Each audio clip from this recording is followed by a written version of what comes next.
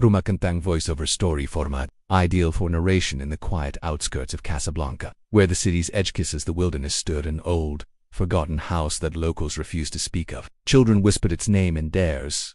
Adults changed the subject when it came up. They called it Dar el Batah, the Patata House. Some said she was buried beneath the potato fields by angry villagers. Her father warned her never to go near Rumah Kentang. It's not a house, he said. It's a graveyard that breathes. Others swore they saw her wandering at night, barefoot and humming.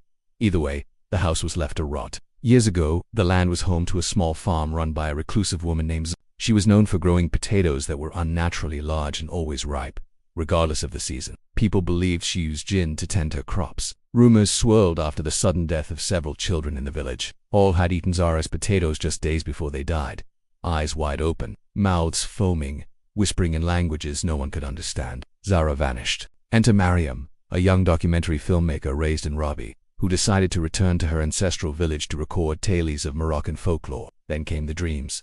Zara whispering in her ear, her mouth full of soil and roots, saying, "Return what you took, ...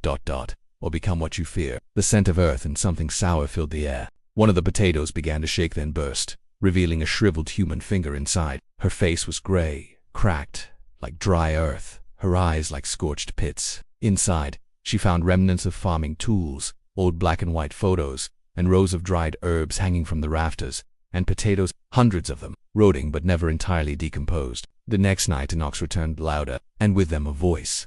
But Mariam was ambitious and skeptical. She wanted real horror, not tales. In the final clip, Mariam was seen standing in the middle of the field, her face blank, holding a potato to her ear, as if listening to it breathe. One afternoon she found the house. It stood half sunken in the soil, crooked like it wanted to fall in on itself. That night, Mariam heard soft knocks outside her grandmother's home.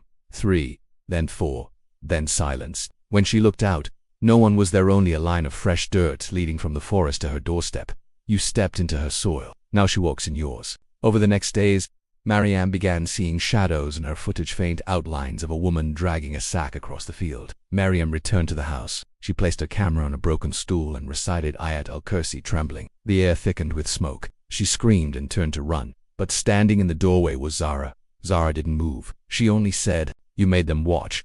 Now they'll never look away." Mariam blacked out. She awoke in the hospital 3 days later, her memory broken. The camera footage had gone viral, uploaded by someone anonymous. She never returned to the village. But rumor has it, whenever someone dares speak, the name Rumah Kentang potato appears outside their door.